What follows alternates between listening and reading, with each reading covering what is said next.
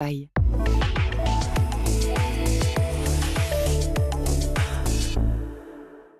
Bonjour à tous et bienvenue dans le Grand JT. Tout de suite, le sommaire.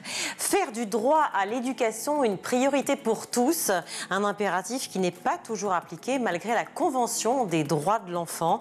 Alors comment garantir cette liberté? On en parle dans quelques instants avec nos invités.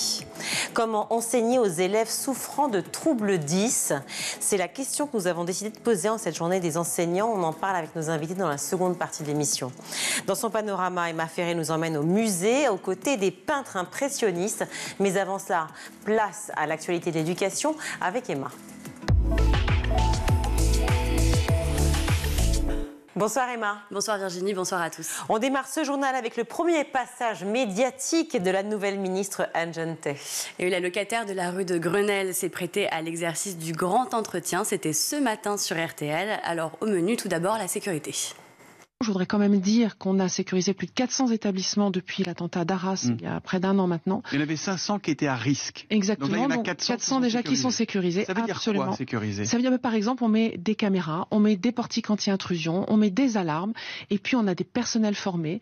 Et on a aussi un travail à faire avec des collectivités locales, parce qu'il y a la sécurisation de nos établissements, il y a aussi le chemin pour aller vers l'école. Et d'ailleurs, j'ai pu en parler et avancer sur ce dossier avec mon collègue Bruno Retailleau. L'école et l'intérieur main dans la main, donc un sujet d'actualité à quelques jours des tristes anniversaires des assassinats de Samuel Paty et Dominique Bernard. Comme ministre, je ne peux pas accepter que nos enseignants se sentent menacés. J'aurai zéro tolérance. Je veux vraiment que ceux qui se sentent au-dessus des lois comprennent qu'on ne peut pas agresser un enseignant, on ne peut pas agresser un élève, on ne peut pas agresser même nos écoles. C'est les cas que vous citiez tout à l'heure. Et où en est-on des atteintes à la laïcité? On est à combien de signalements? Parce que ça, c'est un vrai problème aussi dans les écoles. Et aujourd'hui, il faut le dire, je le dis en toute vérité à ceux qui nous écoutent, la laïcité en France, elle est menacée. Elle a des ennemis. Elle a des ennemis politiques, elle a des ennemis religieux. Mais je veux souligner qu'elle a aussi des défenseurs. Et dans nos établissements, j'en ai vu hier au collège Gabriel Avez à Creil, où j'étais en déplacement, on a des jeunes élèves qui sont ambassadeurs à la laïcité, des personnels qui sont référents laïcité, au niveau de l'académie, des équipes qui défendent les valeurs de la République. La question de la laïcité a un impératif, donc Anne Genetet prévient, elle sera une ministre très ferme sur ce sujet. Et à l'approche de ces dates, interrogée par Thomas Soto, elle annonce un moment spécial ce lundi. Vous demandez quoi? Un moment de silence, une minute de silence, que les professeurs évoquent le sujet avec leurs élèves? Nous sommes en train de caler les modalités, mais il y aura un temps. Mais absolument, c'est lundi. Et vous me permettez de réserver l'annonce aux enseignants, mais il y aura a priori effectivement un temps de recueillement et un temps de travail aussi pour réfléchir à ce que signifie défendre la laïcité très concrètement. Un moment spécial lundi 7 octobre, un an après le début de Israël et le Hamas. Mais la ministre, en fait, s'est en réalité mélangé les pinceaux. Après un recadrement de son cabinet, on a fini par apprendre que ce recueillement se ferait la semaine suivante, en la mémoire des professeurs assassinés et non du 7 octobre. Premier couac pour Anne Genetet. Enfin, dernier thème abordé avec elle, l'épineuse question du téléphone portable. Chacun s'interroge sur la méthode annoncée comme généralisée en janvier 2025. Alors Anne Genetet nuance. Je crois qu'il faut laisser une forme d'autonomie aux établissements. Vous avez des chefs d'établissement qui qui ont un travail de réflexion sur l'interdiction du portable. Certains le font déposer à l'entrée, d'autres demandent qu'on s'en serve pas. Et je souhaite qu'on laisse une certaine autonomie. Chaque chef d'établissement de pouvoir définir ça. Il n'y a pas de consigne générale. Tout ne se décide pas à Paris.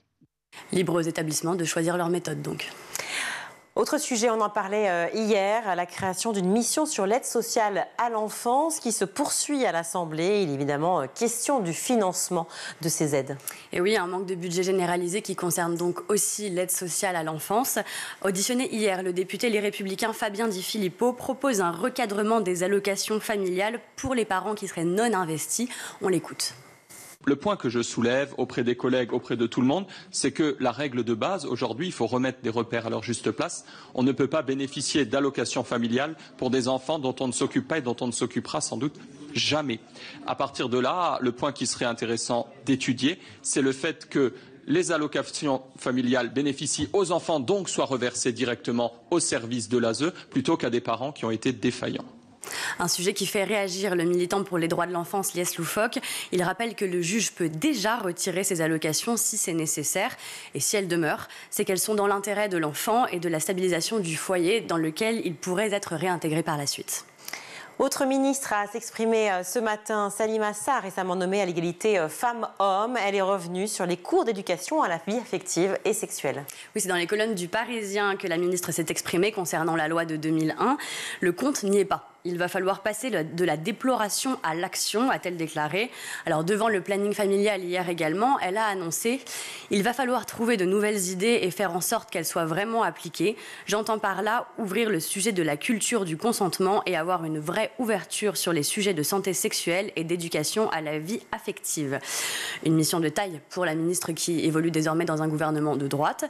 Crispation du côté du terrain aussi, où une pétition intitulée « À l'école, enseignez-moi les divisions, pas l'éjaculation », pétition qui a déjà été signée par 70 000 personnes. Et on termine avec une nouveauté en Seine-Saint-Denis. Il est question d'une révolution aux toilettes. Et oui, inciter les enfants à se rendre dans ces lieux qu'ils évitent encore beaucoup trop. C'est ce que permet d'ailleurs le décloisonnement en fait, des toilettes dans cet établissement du 93 où les travaux et les aménagements pour la mixité ont fait gagner en fluidité et en place pour l'intimité, paradoxalement. Un gain d'espace qui a aussi comme bonus d'avoir pu créer des sanitaires accessibles pour les personnes à mobilité réduite. Alors, le département de Seine-Saint-Denis n'en est pas à son coup d'essai en termes de toilettes mixtes. Dans ce collège de Rosny-sous-Bois, par exemple, la mise en place de distributeurs de protection périodique, ça a permis de contribuer à la lutte contre le tabou des règles et ça favorise le dialogue et l'empathie entre les filles et les garçons. Alors voilà, peut-être que la révolution des sexes se joue aussi aux toilettes. Et pourquoi pas. Merci beaucoup Emma. Quid du droit à l'éducation pour tous les élèves en cette veille de Journée nationale des enseignants? Eh bien, nous avons voulu nous pencher sur ce qui est encore trop oublié des politiques actuelles concernant ce droit fondamental. On en parle tout de suite dans le Grand JT. Pour en parler, je suis ravie d'accueillir Jean-Pierre Terrail. Bonjour. Bonjour. Merci beaucoup d'être avec nous. Vous êtes sociologue, professeur émérite et auteur de ce livre, La crise de l'école et les moyens d'en sortir, aux éditions La Dispute. Très bon livre que je vous recommande, que j'ai lu d'une traite. Merci mille fois d'être avec nous sur ce plateau. Corentin Bailleul, bonjour. Bonjour. Merci d'être à nouveau sur le Grand JT, responsable du service programme et plaidoyer d'UNICEF. Alors, on va parler réussite scolaire. Évidemment, réussite scolaire, ça veut tout et rien dire, puisque rendre la réussite scolaire accessible à tous les enfants sans condition, c'est le propre même de l'école de la République. Ou peut-être, je devrais dire, ça devrait être le propre même de la République. Peut-on parler aujourd'hui, Jean-Pierre Terrail, d'une école émancipatrice ? Je crois que de toute façon, moi je suis un héritier des Lumières, donc tout ce qui est acquisition de savoir contribue à l'émancipation. Et quel que soit le parcours qu'on y accomplit, l'école apporte toujours quelque chose. Maintenant, la vraie question, c'est ce qu'elle devrait faire par rapport à ce qu'elle fait aujourd'hui. C'est vrai que ce qui caractérise la situation de l'école dans notre pays, c'est l'importance d'un échec scolaire qu'elle n'arrive pas à réduire, qui reste à peu près inchangé. Les inégalités scolaires restent à peu près inchangées depuis les années 60, c'est-à-dire la création de notre école dans la forme qu'elle a aujourd'hui par la Ve République.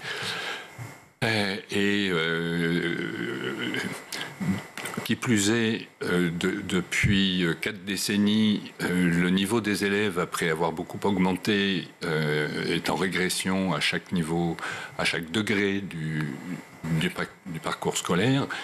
Ça a un petit peu augmenté, c'est un tout petit peu rehaussé depuis quelques temps. Ah.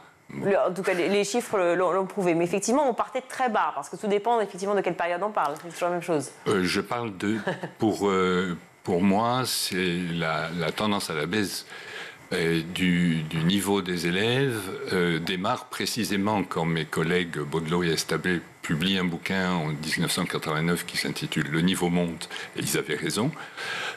Mais depuis, il est à la baisse, et le grand historien de l'école Antoine Pro, qui était pourtant un grand défenseur des formes contemporaines de notre éducation, a publié un article retentissant dans Le Monde disant « Maintenant, c'est vrai, le niveau baisse ». Au point, je donnerai que cette indication, mais elle me paraît quand même parlante. D'après l'enquête PISA de 2022, le niveau moyen des adolescents de 15 ans en France en matière de compréhension d'un texte écrit est inférieur à la moyenne des pays de l'OCDE. Pour une nation qui a toujours aimé se penser comme une grande puissance intellectuelle, c'est quand même frappant, ça donne à réfléchir. Corentin Mayol, vous partagez le constat de Jean-Pierre Terrail? Oui, tout à fait. Peut-être rappeler que la Convention des droits de l'enfant prévoit explicitement que les États doivent garantir l'accès à l'école d'une part, mais aussi la réussite des élèves, le droit de pouvoir acquérir des savoirs fondamentaux. Donc c'est aussi un droit fondamental, au-delà d'être un principe de l'éducation nationale en France. Et peut-être un autre élément, peut-être dans une approche plus comparative avec les autres pays membres de l'OCDE, sur les inégalités scolaires en particulier. L'enquête PISA démontre, en comparant les performances scolaires et les catégories socio-professionnelles, que la France est largement à la traîne en matière d'inégalité scolaire. On est dernier du classement. L'enquête démontre des différences particulièrement importantes entre les enseignements privés et publics, démontre des différences particulièrement importantes pour l'apprentissage des mathématiques en termes de performance, par exemple, entre les lycées, entre l'enseignement général et l'enseignement professionnel. Donc en effet, c'est un sujet en France. On peine à garantir la réussite scolaire de tous les élèves et les inégalités scolaires sont très importantes. Oui, parce qu'il faut le redire pour tous ceux qui nous regardent, effectivement, quand on n'est pas dans ce monde de l'éducation, on n'a pas tendance forcément à se rendre compte que tous les enfants n'ont pas les mêmes chances de réussite en France. Or, nous sommes face à des constats simples d'inégalité. D'ailleurs, vous le faites très très tôt, ce constat dans votre livre, La crise de l'école et les moyens d'en sortir. Je le rappelle, Jean-Pierre Terrail, la France reste l'un des pays où l'appartenance sociale pèse le plus sur les trajectoires scolaires. Dans quelle proportion aujourd'hui ? Les écarts sont très importants. Si vous prenez l'accès au bac général, entre un enfant d'ouvrier et un enfant de cadre, en moyenne, il y a 40 points d'écart.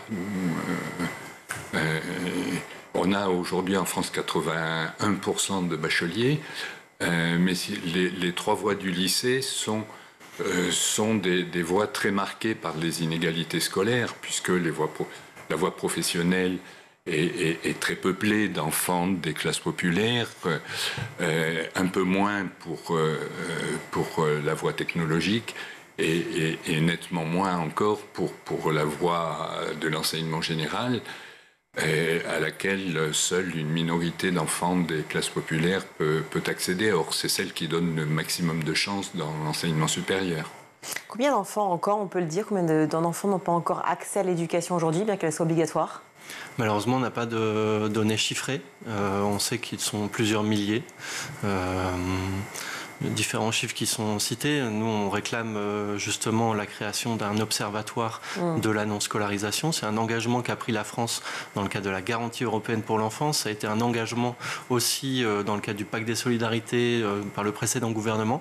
Mais bon, en raison des différents remaniements, de la dissolution, on ne sait pas si cette mesure va être réellement mise en œuvre. On est assez inquiet plus globalement des multiples remaniements, de l'impact de la dissolution sur l'action publique en faveur de l'enfance. Ça crée vraiment des ruptures, des discontinuités dans l'action publique relative à l'enfance. Vous partagez ce constat aussi, les discontinuités, le nombre de réformes qui se sont succédées. Vous parliez de 1989 et de ce qui s'est passé depuis. Il y a un nombre de ministres de l'éducation qui sont enchaînés, des réformes, n'en parlons pas, elles sont explosives, un coup suspendu, en attente, d'autres effectivement qui ont été effectives. Est-ce que vous êtes aussi inquiet que Corentin Mayol ?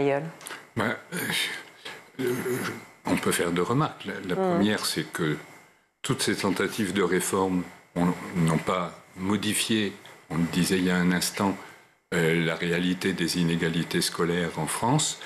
Et quand on prend les plus récentes, les réformes avancées par Gabriel Attal lors de son bref passage au ministère relèvent de recettes pédagogiques dont le service statistique de ce même ministère a montré de longue date qu'elles étaient totalement inefficaces, ces recettes, qu'il s'agisse des groupes de niveau et de façon plus générale de la pédagogie. Des groupes de besoins maintenant. Des groupes de besoins. Et là, non, Attal, je crois que c'est... Oui, ça a été repris, et maintenant ils appellent effectivement groupe de besoin. Oui, parce que repris par Nicole Bilobé, puis maintenant Anne Genetet. Oui. Dans la théorie initiale de la pédagogie différenciée, effectivement, le terme, c'était groupe de besoin. Que ce soit le redoublement ou que ce soit cette différenciation pédagogique, on sait que ça n'est pas efficace. Le choc des savoirs, le français, les maths, qu'est-ce que vous en pensez ? Moi, je pense qu'effectivement, le français et les maths sont des matières absolument fondamentales qui commandent tout le reste. Oui, pardon, j'ai pas fini ma phrase, ma question. Oui, non, bien sûr, mais forcément. Mais je veux dire, est-ce que vous pensez que cette réforme du choc des savoirs, ça veut dire insister effectivement sur ces matières principales, savoir lire, écrire et compter, pardon, au sortir du primaire, évidemment, de pouvoir effectivement dédoubler, pourquoi pas, des classes, réfléchir à cette possibilité d'augmenter le niveau scolaire des élèves en français et en mathématiques, est-ce que vous pensez qu'elle est effective ? Oui, je suis tout à fait d'accord pour soutenir cette idée de l'importance décisive de ces matières de base que sont le français et les maths. Maintenant, la vraie question, c'est de savoir comment on rend leur enseignement plus efficace. On sait que le dédoublement, la limitation du nombre d'élèves par classe, c'est un vieux débat sur lequel les chercheurs n'ont jamais vraiment tranché de façon très très nette. Et les expérimentations dont nous disposons en France ne sont pas très probantes. Je me souviens que Jack Lang avait fait cette expérimentation qui consistait à dédoubler 100 classes de CP.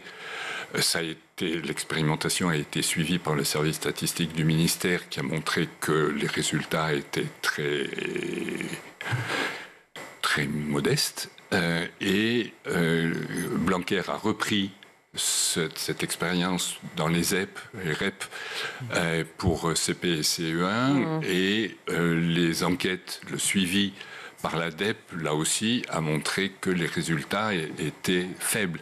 Je pense que plus que le nombre, il est évident qu'il ne faut pas de classes surchargées et les revendications à cet égard sont pertinentes. Cela étant, ce qui compte sur le fond, c'est ce qu'on fait avec les effectifs qu'on a.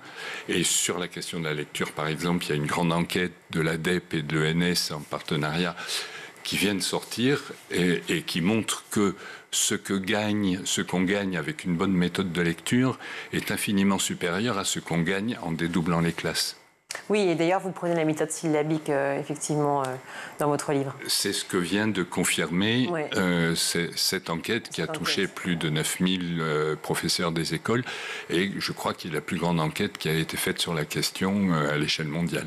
Je reviens sur, puisque c'est la thématique du jour, et puis finalement, c'est ce qui occupe la problématique de l'éducation aujourd'hui, que sont les inégalités. Quand on parle justement de choc des savoirs, d'expérimentation, effectivement, de renforcer les mathématiques et le français, est-ce qu'on n'est pas un peu, je me permets, à côté de la vraie problématique que sont les inégalités? C'est-à-dire que si on ne s'attaque pas à ce problème-là, finalement, on n'arrivera pas à réussir à hausser le niveau des élèves.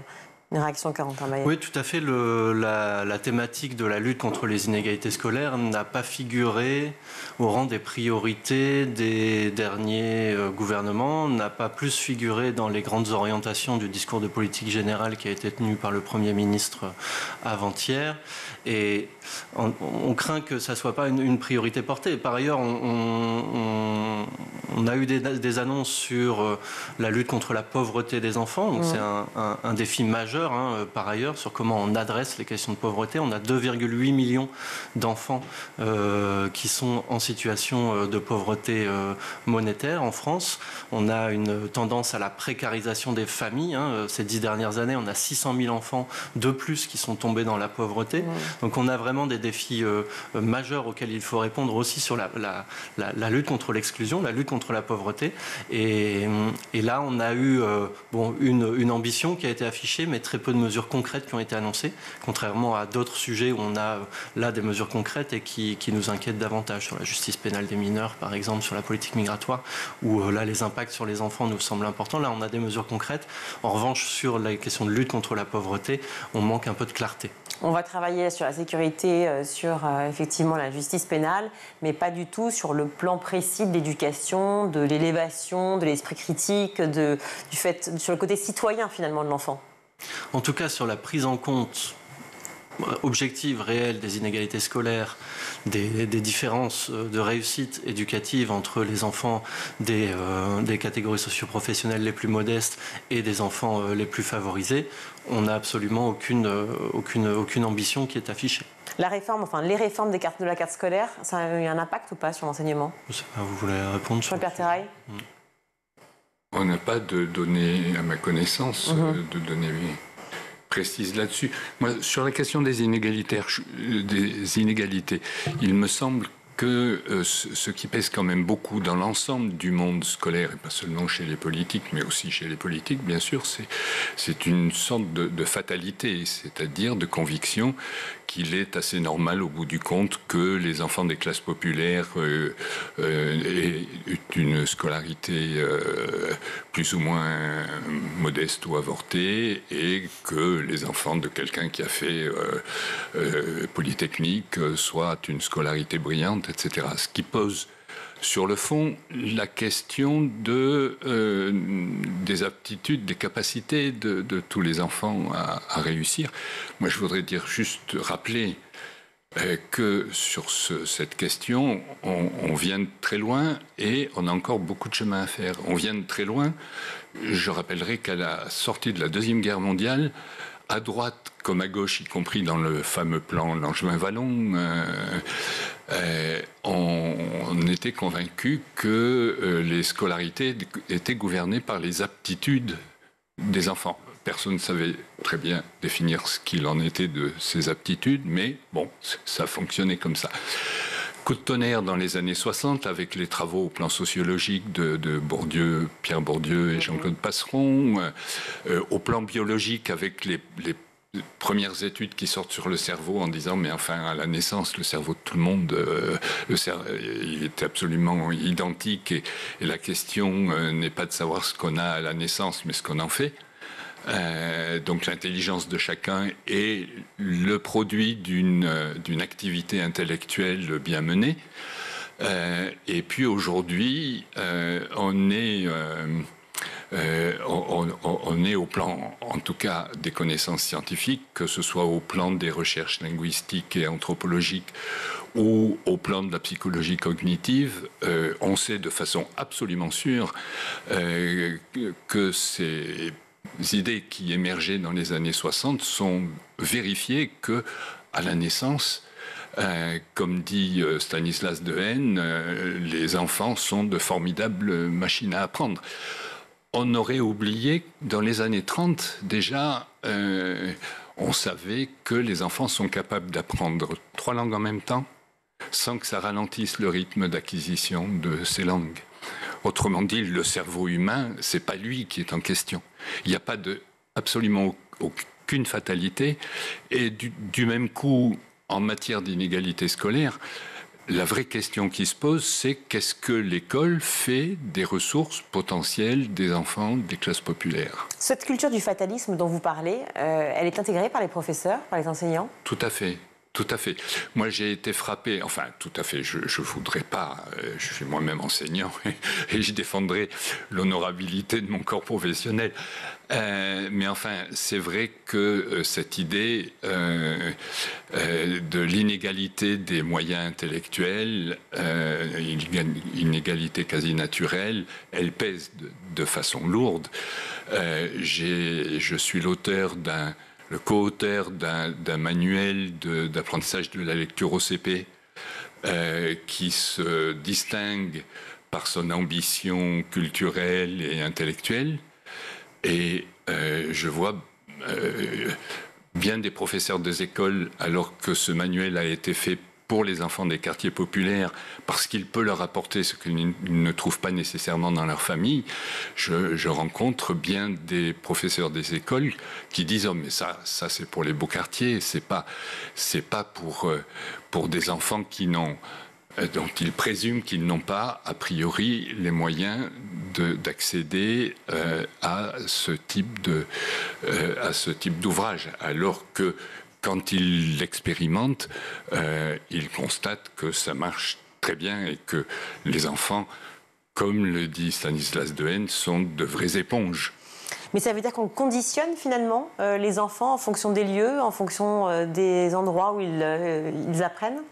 En tout cas, les représentations sont importantes. Ce qu'on entend là, c'est que les questions de rejet social ou de sentiment de rejet social aussi, qui est cultivé parmi certains enfants et dans certains milieux, va aussi être une des conditions qui va aggraver la situation des mineurs. Nous, on va là sortir une consultation nationale, une enquête, donc la consultation auprès de 20 000 enfants qu'on a questionné sur un certain nombre de questions sur la perception qu'ils ont de leurs droits.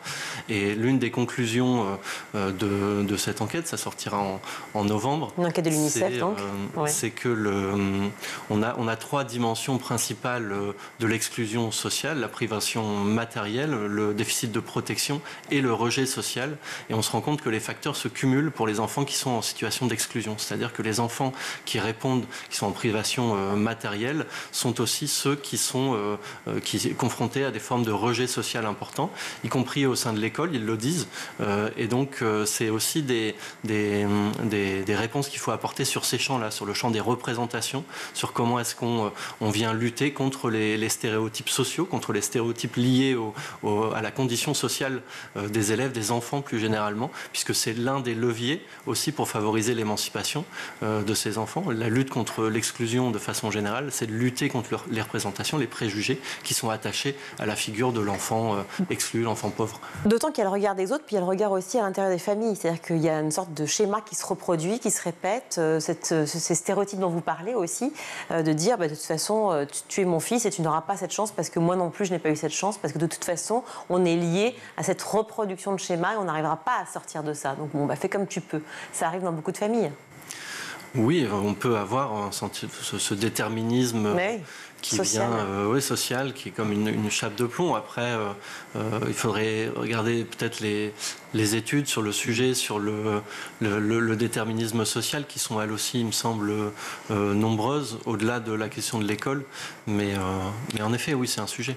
Moi, je crois que c'est peut-être vrai dans les milieux les plus paupérisés des classes populaires, mais les données dont nous disposons montrent qu'aujourd'hui, qu'il s'agisse du souhait d'études longues, et j'entends par là accès à l'enseignement supérieur, ou qu'il s'agisse du temps passé à l'aide au travail scolaire par les parents, il n'y a plus de différence quantitative d'un milieu social à l'autre. C'est-à-dire, dans les familles ouvrières, on consacre à peu près 5 heures par semaine à l'aide au travail scolaire, et c'est la même chose chez les cadres. La différence, c'est que l'aide des cadres qui ont été eux-mêmes longuement scolarisés est évidemment beaucoup plus efficace que l'aide des familles ouvrières. Mais les sondages montrent que 90% des parents ouvriers qui ont des enfants en âge scolaire souhaitent que ces enfants aillent jusqu'à l'enseignement supérieur. Donc la fatalité ou l'esprit de fatalisme, le renoncement a priori que vous évoquez, il était très vrai jusqu'aux années 60-70. Il n'a cessé de diminuer depuis lors. Et je crois que nos politiques sous-estiment beaucoup l'importance de l'école comme grande question politique et comme grande aspiration populaire. Oui, c'est le ressenti qu'effectivement ont beaucoup de gens sur ce plateau aujourd'hui. Parmi les freins à l'enseignement, vous l'avez dit, il y a la question de la sécurité aussi des enfants dans leur milieu de vie aujourd'hui. Et la Commission de la protection de l'enfance doit reprendre ses travaux, vous l'avez dit. Vous êtes un peu inquiet, on ne sait pas ce qui va se passer. Il y a trop de missions pour les enseignants qui aujourd'hui se sentent, et on l'a redit ici sur ce plateau 1000 fois, pas reconnus, pas écoutés, pas valorisés dans les cas que l'on connaît. Comment être, j'allais dire, positif, ce sera la question de fin, positif en tout cas, absolument, imagine un avenir meilleur pour ces enfants, pour combattre ces inégalités dans le contexte que l'on vit aujourd'hui. Corentin Beyel. Le sujet de la protection de l'enfance est un sujet sensiblement différent. En effet, on est assez inquiet puisque on n'est pas certain que la nouvelle ministre Agnès Canayer de l'enfance couvre bien cette question, puisqu'elle est ministre de la famille et de la petite enfance. On sait que les travaux parlementaires vont reprendre. Il y avait beaucoup de chantiers aussi qui ont été suspendus sur la question de l'aide sociale à l'enfance, sur la question de l'enfance en danger, que vous mentionnez. Oui, puis, pardon de vous couper, mais ça veut dire que petite enfance, donc après ce qui se passe après 3 ans, qui s'en occupe? Et c'est une question. On verra les décrets d'attribution, mais en effet, le portefeuille, en tout cas l'intitulé, interroge. On est passé d'un secrétaire d'État à la protection de l'enfance au départ, à ensuite une ministre déléguée à l'enfance, qui était rattachée à la première ministre. Donc c'était plutôt une avancée. Là, on revient sur un périmètre, un portefeuille qui est un peu plus restreint. Donc en effet, nous, en termes de gouvernance de l'enfance, de stratégie globale pour les droits de l'enfant, puisque on a là une politique qui est multisectorielle, qui doit être dotée de moyens importants, une gouvernance qui est stable. En effet, là, on craint que ça ne soit pas complètement porté, mais on espère que ça pourra l'être tout de même dans les futures priorités de la ministre et du gouvernement. Côté éducation, on est inquiet. Côté sécurisation, effectivement, on est inquiet aussi. Côté droit des enfants, on est inquiet. Enfin, droit de l'enfance et de la protection de l'enfance, on est inquiet. C'est quand même pas simple tout ça, mais ce sera l'occasion d'une prochaine émission parce que malheureusement le temps nous manque. Merci 1000 fois d'être venu sur ce plateau, Jean-Pierre Terrail. Je rappelle le titre de votre livre, La crise de l'école et les moyens d'en sortir, parce que vous faites des propositions, donc c'est quand même intéressant de les lire. Merci beaucoup d'être venu sur ce plateau. C'est aux éditions La Dispute. Et Corentin Bayal, merci également. Je rappelle que vous êtes responsable du service programme et plaidoyer UNICEF. Merci. Merci à vous. Merci à vous. On marque une courte pause, on se retrouve.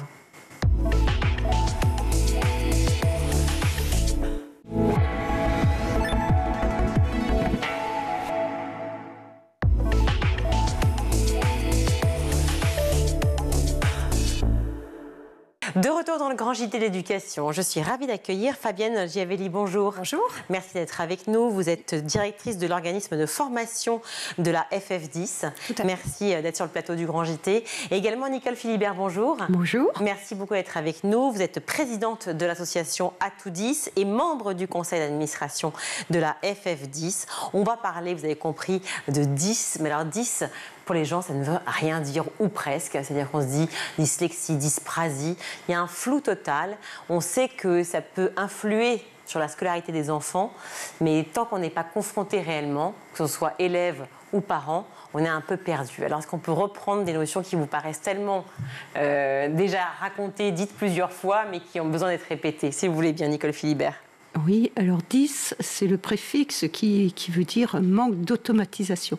C'est-à-dire ce qui nous paraît automatique pour nous, que nous avons appris quand nous étions enfants. 10 n'arrive pas à automatiser ces apprentissages de base, la lecture, l'écriture, le calcul ou le langage oral dans la communication. Il doit toujours faire des efforts, il est toujours en situation d'apprentissage pour quelque chose qui nous paraît évident. Et on a tendance à se dire, mais il n'a qu'à faire des efforts pour y arriver. Alors que c'est faux. Ce sont certaines zones de son cerveau qui sont connectées d'une façon différente et qui ne permettent pas ces automatismes. C'est pas nouveau, hein. C'est justement ces différentes formes de manière de réfléchir, de penser, qui sont différentes, mais qui peut-être, dont on parlait moins, ou alors qui étaient moins décelées avant. Fabienne Giavelli. Alors, moins décelées, oui, elles étaient moins repérées. C'est vrai que le fait de sensibiliser, d'essayer de former de plus en plus le public, les professionnels, on accompagne d'autant plus tôt ces jeunes qui ont des troubles 10 et d'autant mieux. Mais ça fait déjà une vingtaine d'années qu'on en entend parler, notamment avec un plan Jean-Charles Ringard qui date des années 2000. Alors peut-être les grands noms, peut-être dyslexie, dysprasie, peut-être juste pour qu'on puisse les distinguer. Alors, dyslexie, dyspraxie, dysphasie, dyscalculie. Alors, d'abord la dyslexie. Alors, le trouble de la lecture, du langage écrit, tout ce qui concerne la lecture et par dérivé l'orthographe.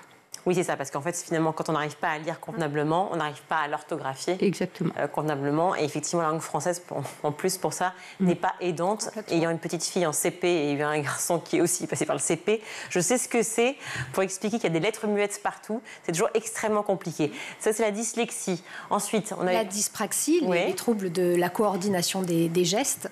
Ce sont des difficultés dans la manipulation, dans la motricité fine. On peut dire de manière très caricaturale que c'est les difficultés de boutonner une chemise de bouton en bouton. C'est très caricatural, mais ça donne un petit peu une idée. Et puis, c'est des difficultés de gestion de l'espace visuel. Et voilà. Et qui peuvent aussi peut-être se déplacer aussi vers des réelles angoisses par rapport à l'espace ou pas? C'est-à-dire qu'en fait, un enfant qui est atteint de ce trouble-là, est-ce que le fait peut-être d'être dans un endroit beaucoup plus ouvert lui permettra? Tout à fait. Tout à fait. Il a besoin de repères très précis pour justement pouvoir se situer. Et voilà. Un autre trouble 10. La dyscalculie. Oui. Alors, on a tous la notion des nombres. Des petits nombres, on l'acquiert très très vite.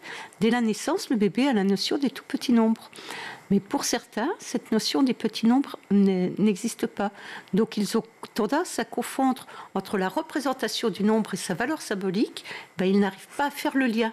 Donc ça provoque des quiproquos. Et toute la manipulation de tout ce qui est mathématique leur provoque, mais là aussi jusqu'à de réelles angoisses. Ils sont très mal à l'aise parce que les mathématiques, on s'en sert du matin au soir sans s'en rendre compte. Combien de temps il me faut pour aller d'un endroit à un autre, combien de temps je mets pour m'habiller, à quelle heure je dois partir pour arriver à l'heure, etc. Ça, c'est inconscient, on le fait. Quelqu'un qui n'a pas cette notion du nombre dans la tête aura des difficultés peut-être pour être ponctuel, tout simplement. Oui, c'est très important ce dont vous parlez, effectivement, la conscience d'une situation ou d'un trouble comme celui-ci. Finalement, il intervient quand? Parce que lorsqu'on est enfant, bien entendu, on ne se rend pas compte du tout, ou peut-être qu'on se rend compte justement et qu'on est extrêmement troublé sans le savoir. Mais quand on est parent, c'est un vide total. Oui, alors il y a quand même des repères dans le développement d'un enfant. Il y a des périodes qui sont propices pour l'acquisition de telle ou telle activité et de telle ou telle habileté. Quand cette acquisition ne se fait pas, il faut se poser des questions. Les enfants, eux, ils prennent très vite conscience de leurs différences par rapport à leurs petits copains. Et ça provoque un mal-être qu'il faut aborder tout de suite, parce qu'il y a des enfants qui ne veulent plus aller à l'école parce qu'ils réussissent moins bien que leurs petits copains, mais ils n'ont pas été diagnostiqués. Donc personne ne sait d'où ça vient.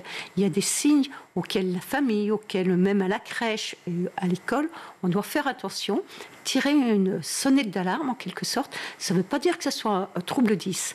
Ça veut dire qu'il y a des interrogations à se poser et mettre en place déjà des rééducations, des accompagnements spécifiques pour aider l'enfant à récupérer son retard. S'il ne peut pas le récupérer, il faut aller plus loin dans les investigations pour voir si ce n'est pas un trouble 10. Les signes, on peut peut-être les évoquer pour les parents. On va pas, effectivement, comme vous le dites, on n'essaie pas d'être alarmant pour rien, mais en tout cas se poser la question et être interrogatif sur l'apprentissage de nos enfants.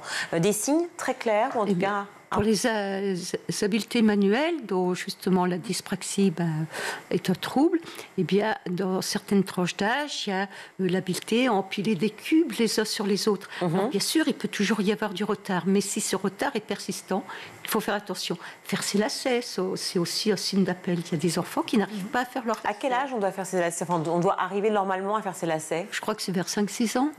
Ah oui, 5-6 ans quand même. Oui. D'accord, parce que souvent les enfants effectivement mettent des chaussures à scratch pour pas se poser la question et les parents aussi. Oui. Et puis parce que ça fait peur aussi aux enseignants ou à l'école. Oui. Oui. Alors comment arriver justement, parce que entre le problème de sécurité, le problème de facilité et de rapidité, et en même temps l'idée de se dire il faut confronter l'enfant effectivement à la faisabilité, à l'expérience finalement, à l'expérimentation. Comment faire? Comment doser? C'est pas un signe qui va faire qu'on est 10. C'est une multitude de petits signes qui se juxtaposent les uns aux autres. Et à l'heure actuelle, il y a dans le carnet de santé, où ça doit apparaître bientôt, et il y a des grilles de repérage qui ont été faites par la stratégie pour les troubles du neurodéveloppement à destination des médecins, que ce soit le médecin de famille, le médecin de PMI, le médecin scolaire, etc. Et ces grilles de repérage, si elles sont remplies, s'il y a suffisamment de cases qui sont cochées, bien justement, on doit adresser l'enfant à une plateforme de coordination et d'orientation pour des bilans plus poussés. Donc ça veut dire que ça existe déjà dans les carnets de santé ou pas? Alors, c'est ça. Oui. Mais il y a des manuels spécifiques sur les troubles du neurodéveloppement. Vous les trouvez sur notre site à tout-espoir. Oui, mais vous êtes bien. Tout le monde peut s'y référer, puisque c'est le gouvernement qui a fait ça, pour le repérage précoce de l'ensemble des troubles du neurodéveloppement.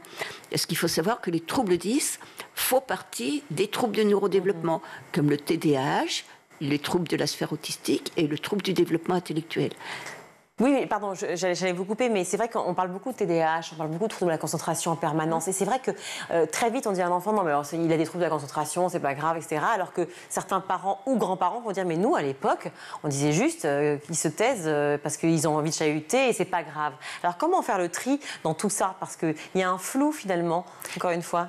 En effet, mais la première des choses, c'est en effet de pouvoir aller faire un bilan et de pouvoir orienter ensuite les familles vers un parcours de santé. Comme le disait Nicole, en effet, il y a des signes, il y a des repères au niveau du temps. C'est corroboré, c'est pas simplement un manque d'attention ou une hyperactivité. Il y a une fatigabilité, il y a une sensibilité au bruit, à plusieurs choses, notamment pour le TDAH, mais pour les différents troubles 10, la dysphasie, le trouble du langage, c'est pas simplement un enfant qui ne veut pas parler ou qui a une déficience intellectuelle, certainement pas. C'est réellement un retard et il n'y a que des bilans, il n'y a que des bilans chez l'orthophoniste qui peuvent indiquer quel est le trouble et qu'est-ce qu'on peut faire après. Alors, on va parler bien sûr des enseignants parce qu'ils ont une grande place aussi dans cette situation-là et d'autant plus que vous êtes directrice, je le rappelle, d'organisme de formation de la FF10, donc c'est un gros travail que vous connaissez bien. Mais vous venez de parler des orthophonistes.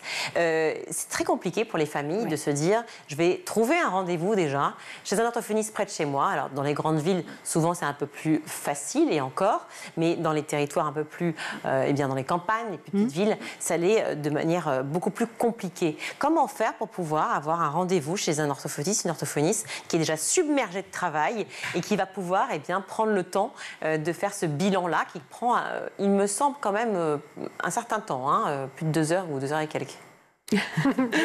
Alors là, c'est peut-être une question qu'il faudrait poser au gouvernement. Très bien. Parce qu'il y a un numerus clausus sur la profession et nous, on n'y peut rien. On fait des appels au gouvernement parce qu'effectivement, il y a des zones blanches en orthophoniste et pas qu'en orthophoniste, en psychomotricien, en ergothérapeute. Et ça pose des vraies questions pour la prise en charge de ces enfants et pour les bilans qui doivent être faits. Vous en discutez avec les médecins autour de vous, toutes les équipes médicales. Oui. Ce numerus clausus, ils ont envie de le faire justement évoluer parce que c'est quand même une réelle... Non mais pardon, je pose la question concrète, mais pour les familles, c'est problématique et aussi pour les enseignants, bien sûr. Alors, au sein de la FF10, on a différents groupes de travail. On a un comité scientifique qui est composé justement de neuropsychiatres, de chercheurs, de médecins, etc. Et c'est tout le questionnement de qu'est-ce qu'on fait? Est-ce qu'on forme mieux? Est-ce qu'on augmente le numerus clausus? Est-ce que... Les deux peut-être.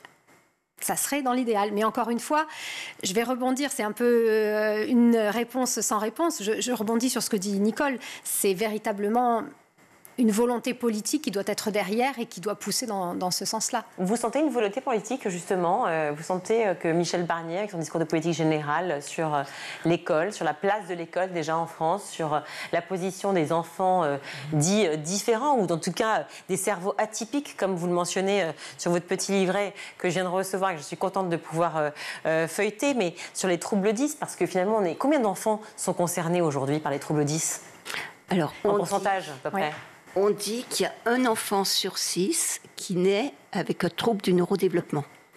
Ce qui fait à peu près 16% de la population. Moi, je pense que les troubles 10 et le TDAH, tout mélangé, on dépasse les 10%. Sachant que les troubles 10 se retrouvent aussi dans les troubles du spectre de l'autisme, parce qu'il y a énormément de personnes avec autisme qui ont des troubles 10, et que dans les troubles du développement intellectuel, tous les enfants ont pratiquement des troubles 10. Donc c'est vraiment la base commune, le socle commun, le trait d'union entre tous les troubles. C'est énorme. Et que juste, je rajoute juste une chose rapidement, c'est que ce n'est pas une maladie. Donc quand on a un trouble 10 à la naissance, on le garde à l'âge adulte. Et vous posiez la question des orthophonistes et de la difficulté de trouver des bilans, etc. Mais c'est la même chose. Une fois que vous êtes en emploi, et que vous êtes 10 et que vous réalisez que vous avez des troubles 10, vers qui est-ce que vous vous tournez? Comment est-ce que vous êtes accompagné? Il y a quand même, on dit, 7 millions de la population française qui a des troubles 10, enfants et adultes. Donc ce sont des emplois à créer. Voilà, c'est ça, au moins pour ceux qui se posent la question et qui sont intéressés. Voilà. Mais vous pensez que justement le gouvernement actuel veut aller vers ça, veut s'occuper de l'inclusion scolaire? C'est trop tôt pour le dire. On va voir. De toute façon, il y a un plan, il y a une stratégie pour l'ensemble des TND 2023-2027. Nous avons beaucoup d'espoir dans cette stratégie avec le délégué interministériel Étienne Pau pour que justement tous les troubles soient traités d'une façon équitable. Dans ce plan, on prévoit la formation des enseignants dont vous vous occupez? Oui, tout à fait.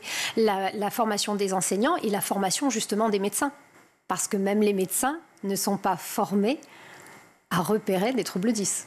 Ce qui est quand même problématique. Il faut dire que les médecins ont quand même un sacré travail entre tous les troubles que l'on connaît effectivement pour les enfants. Tout à fait. Et eux-mêmes sont submergés. Donc c'est vrai que c'est assez compliqué.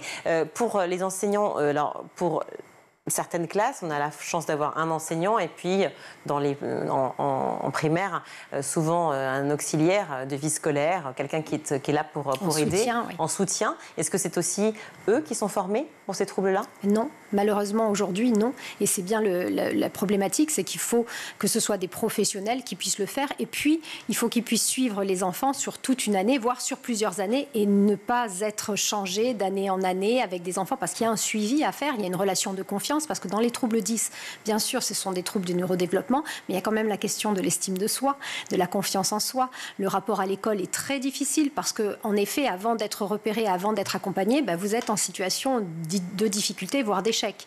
Et donc, face à des enseignants qui ne sont pas forcément formés et qui ne vont pas forcément repérer ces troubles-là, vous êtes le mauvais élève de la classe. Une formation qui profitera à tous les élèves, si je comprends bien. Totalement. On dit toujours, ce qui est utile aux 10 est utile à tous. Merci beaucoup d'être venues sur ce plateau toutes les deux. Nicole Philippard, je sais que vous voulez monter une maison, c'est ça? Un petit mot, très rapide. Très rapide. On initie un projet qui a été porté dans la grande cause régionale en Auvergne-Rhône-Alpes en 2017. Et on voudrait qu'il y ait un premier lieu qui soit un lieu de rassemblement où les gens pourraient venir trouver des réponses à leurs questions à travers une belle exposition. Et cette maison serait ouverte à tous les cerveaux qui sont atypiques, donc à l'ensemble des troubles du neurodéveloppement, puis aussi à tous les curieux et aux entreprises, parce que comme Fabienne le disait, les troubles 10, ça ne s'arrête pas quand on a 18 ans, ça se poursuit toute la vie. On est tous concernés, effectivement. Et demain, du coup, aura lieu la 18e journée nationale des 10. Et le thème, je crois que c'est accompagner les 10. Tout à fait. Des enfants à l'adulte, comment les accompagner. Il y aura des professionnels, des associatifs, donc n'hésitez pas à venir nous trouver, vous trouverez des réponses à vos questions. On vous trouve où? On nous trouve dans le 10e arrondissement. À Paris. À Paris, tout à fait. D'accord, parfait. Eh bien écoutez, on sera là demain, 18e journée nationale des 10. Merci à toutes les deux d'être venues sur ce plateau, Nicole Philibert, Fabienne Giavelli. On va marquer, non pas une courte pause, mais on va retrouver Emma pour sa chronique. Emma, dans Panorama, aujourd'hui, vous avez voulu nous parler des impressionnistes qui sont actuellement à l'honneur au musée d'Orsay. Oui, quelle est l'histoire derrière cette bande de rebelles, ces révoltés, comme ils s'appelaient eux-mêmes, et qui ont marqué le monde de la peinture à jamais?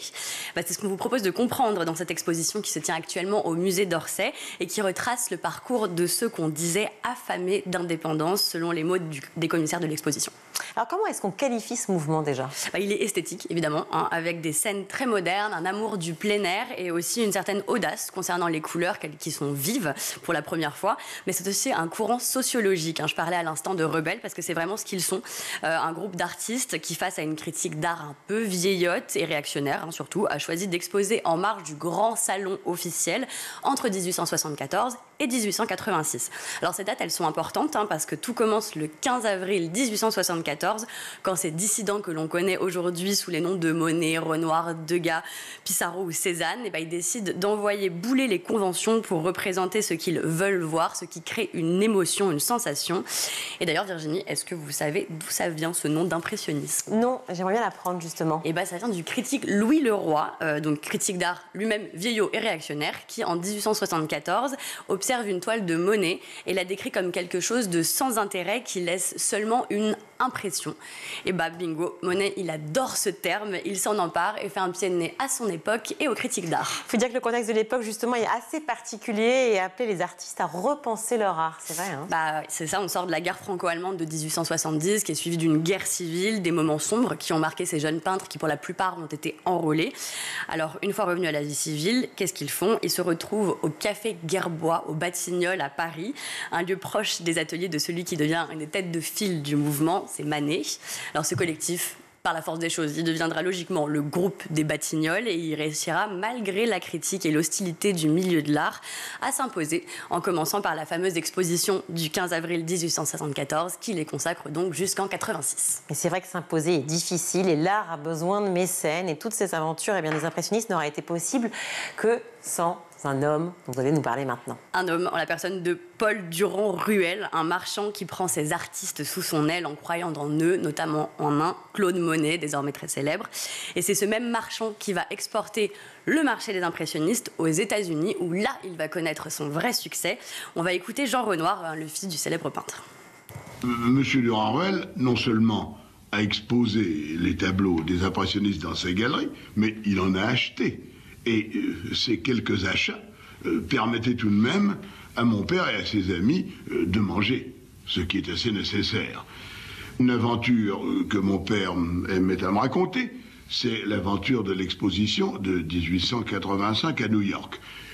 Juste avant, il y avait eu une exposition de mon père et de ses amis et de ses compagnons de lutte. Et cette exposition avait récolté la moisson habituelle de sarcasme, de quolibets et même d'insultes. Et il y a même eu certains articles qui proposaient de faire arrêter ces peintres qui discréditaient le renom de bon goût de la France. Monsieur Durand-Ruel a décidé de tenter l'aventure de l'Amérique. Il a pris plusieurs centaines de tableaux qu'il a emmenés à New York. Cette exposition, à la grande surprise de Durand-Ruel, de mon père et de ses amis, a été un très grand succès. Les Américains ont acheté les tableaux et les ont fort bien payés. Cette aventure provoquée par M. Durand-Ruel père a peut-être sauvé ce mouvement de la peinture française. Il a permis en tout cas aux peintres de continuer à peindre. Donc Jean Renoir, c'est une archive retrouvée sur France Culture par l'émission Au cours de l'histoire. Eh bien, si vous voulez donc retrouver justement Renoir et tous ses compagnons de lutte, tous ces révoltés, il faut aller au musée d'Orsay. C'est absolument génial. Ouais, l'occasion d'en prendre plein la vue et de mieux comprendre comment la dissidence mène au succès. Parce qu'en fait, il faut bien garder en tête que c'est ça qui s'est passé. C'est des artistes qui ont réussi à dire non à l'ordre établi. Alors pour les visiteurs, ne vous privez surtout pas de déambuler dans les couloirs du musée d'Orsay. On regarde un aperçu.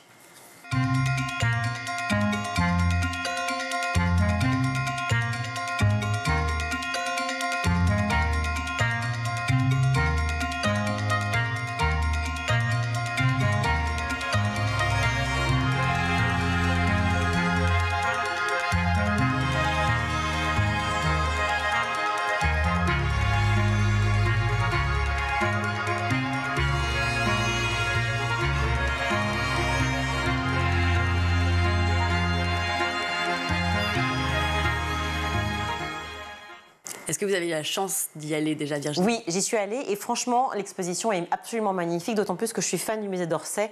C'est bien simple, parce que même si on ne va pas à une exposition temporaire, rien que le fait d'entrer dans ce musée absolument sublime, cette galerie, etc., c'est à tomber par terre. Donc ça vraiment, vaut déjà le coup. Allez-y, exactement. Et puis on peut penser que l'impressionnisme, effectivement, comme vous venez de le dire, ça reste quelque chose un peu langoureux et tout. Pas du tout. Ce sont des révoltés, au contraire. Des rebelles. La lutte, exactement, nous on aime ça. Allez, merci beaucoup. Inventer l'impressionnisme. Musée d'Orsay, donc en partenariat avec la Galerie d'Art de Washington, et c'est jusqu'au 20 janvier 2025, donc faites comme Virginie, comme moi bientôt, allez-y. Merci Emma. Tout de suite, on va retrouver le meilleur de School TV avec le Zap. Et finalement, vous, l'amoureuse de la belle langue, vous donnez bien plus à entendre une langue, on va dire, au minimum fleurie, qui est celle de vos élèves. Pourquoi leur donner une telle place? Pourquoi avoir voulu qu'on les entende, ces élèves? Alors qu'on les lise en l'espèce, mais ça, il y a un tel rythme que ça résonne dans l'oreille quand on le lit. J'ai voulu qu'on les entende pour plusieurs raisons, parce que les établissements de réseau d'éducation prioritaire souffrent, je trouve, de biais de représentation. Soit on est dans une forme d'angélisme béat, c'est merveilleux, les expressions de rue, les cultures urbaines, le pathos, le misérabilisme. soit au contraire, on est dans une forme de noirceur où vous avez l'impression que vous devez partir, vous voyez, avec votre armure pour aller enseigner. Moi, je n'ai pas vécu ça. J'ai vécu une expérience très contrastée, très nuancée. Je dis souvent que dans la même classe, je pouvais avoir les petites filles modèles assises à côté de Voldemort. Vraiment. Et c'était pareil en termes d'hétérogénéité de niveau. J'avais des gros lecteurs et j'avais des élèves qui n'avaient même pas ouvert un livre de leur vie, autrement que contraint et forcé par un enseignant, à 12, 13, 14 ans. Cette langue-là, j'ai voulu qu'on l'entende parce qu'il me semble que c'est important qu'il y ait une prise de conscience aussi sur le fait qu'il y a cet appauvrissement général de la langue française qui est tragique parce que c'est un âge où justement on construit énormément de choses. On construit un esprit critique, on construit une distance par rapport au monde, on construit la capacité à communiquer tout simplement avec autrui. J'ai voulu qu'on l'entende aussi parce qu'il y avait chez eux un émerveillement, justement, du vocabulaire, de l'étymologie, de la littérature qu'il faut entendre aussi parce que c'est positif. Cette journée mondiale pour toi, on va faire rapidement effectivement sur cette journée mondiale des enseignants, pour toi c'est anecdotique ou c'est ô combien important ? C'est entre les deux, j'ai envie de dire. C'est-à-dire que c'est important, c'est comme toutes les autres journées qui peuvent exister, journée de la femme, mais ça dénote peut-être d'un système où justement, on n'en parle pas assez tous les jours, à tel point qu'on a besoin de mettre une journée sur la table. Sanctuariser une journée. Exactement. Le jour où peut-être on n'aura plus besoin de parler de la journée des enseignants, comme le jour où on n'aura plus à parler de la journée de la femme, c'est peut-être que les enseignants auront une place différente dans notre société, qui est peut-être la leur, et cette journée-là ne passera plus comme une journée peut-être de revendication, parce que du côté des enseignants, je pense qu'on a toujours des choses à dire sur notre métier. Alors à votre avis, justement Yannick, quels sont les plus grands défis auxquels les enseignants font face aujourd'hui dans les salles de classe? Est-ce que c'est ce sujet de l'intelligence artificielle, de la révolution numérique? Qu'est-ce que vous en pensez? Alors, que ce soit l'intelligence artificielle générative ou tous les outils et-tech, tous ces éléments-là ne sont qu'au service d'une transformation de la posture et de la pratique pédagogique. Ce ne sont en aucun cas des outils qui sont là pour destinés à remplacer l'enseignant, mais au contraire à le libérer pour lui permettre de gagner du temps dans de l'individualisation, dans de l'accompagnement, dans de l'insertion de tous ceux qui ont des difficultés, pour lui permettre d'aller dans tout ce qui est essentiel, et ce qui souvent a motivé l'enseignant à faire ce métier. Donc la relation à 100%, ce sont des outils, des exhausteurs de l'essence même de ce que ça veut dire qu'être enseignant, accompagnateur des enfants, des élèves, avec, oui, ce défi que ces élèves, ce sont des futurs citoyens, même si dans 15 ans, dans 5 ans, dans 10 ans, le monde aura encore beaucoup changé, mais ce dont on est certain, c'est que de la même manière que apprendre, ça se fait avec et par les autres, eh bien travailler, ça se fait exclusivement avec les autres, et que donc les enseignants ont maintenant aussi à relever ce grand défi de construire eux-mêmes, de participer à la construction des citoyens de demain, donc de ces individus qui vont avoir besoin de vivre avec, de travailler avec, de penser avec, et ça c'est une dimension qui est fondamentale, et sans doute forcément dans un contexte dans lequel on utilise le numérique. Je le dis parce que beaucoup d'enseignants organisent des voyages scolaires. Les gens sont persuadés qu'on est payé pour ça. On n'est pas payé du tout. Ni en heures sup, ni quoi que ce soit. Initialement, ce voyage, je le fais parce que Madame Chef, justement, n'arrêtait pas de me harceler avec ça. Et bon, moi, j'étais mère célibataire, j'avais déjà 3 heures de trajet par jour. Je me disais, mais je vais jamais y arriver. Et puis, juste pour qu'elle me laisse tranquille, je lui dis, vous savez quoi? Oui, je vais le faire, ce voyage. Et là, effectivement, vous devez emmener 50 gamins au mois de mai à Rome avec tous les problèmes administratifs qui se posent. Le fait que moi, je voulais emmener le plus d'élèves possible. Donc baisser les prix, donc pas de visite guidée, c'est moi qui les ai toutes préparées, ce qui demande un travail énorme, mais je vous assure que de voir l'émerveillement dans les yeux de ces élèves que vous confrontez à une beauté extraordinaire et au caractère très concret de leurs apprentissages, parce qu'on travaillait sur les déclinaisons, sur Romulus, sur César, sur l'empereur Auguste, etc. Mais tout d'un coup, ils étaient... Voilà pour le ZAP, c'est la fin de cette émission. Merci à vous tous de nous avoir suivis. Merci à toute l'équipe qui a préparé cette édition. Aujourd'hui, à la réalisation, c'est Alice Pitavi. Le son, c'est Alexis Oustabastidis. Le maquillage, c'est Coralie Roulet. Et Emma Ferré et Laura Girard à la rédaction. Très belle soirée, bon week-end et à lundi. Ciao.